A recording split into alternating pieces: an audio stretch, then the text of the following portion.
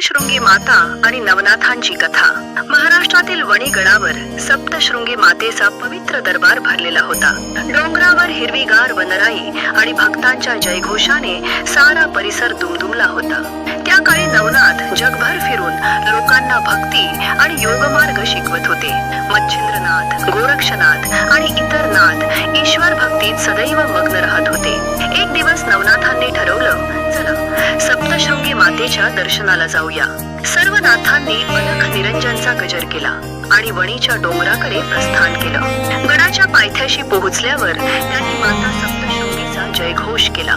डोंगर चढताना भक्तिभावाने नाथांच्या मुखातून मंत्र ऐकू येत होते.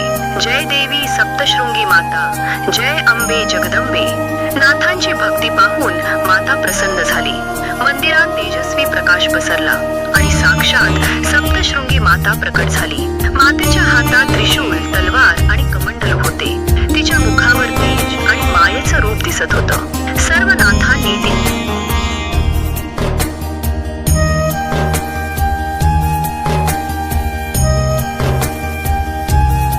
म्हणाले, भक्तांच्या दुःखाचा नाश करण्याचं सामर्थ्य दे.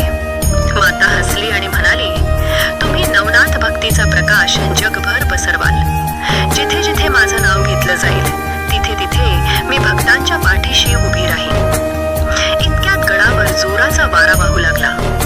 ढोल ताशांचे आवाज घुमू लागले. भक्त जय सप्तशृंगी माताचा जयघोष करू लागले. मातेनं नवनाथांना आशीर्वाद दिला.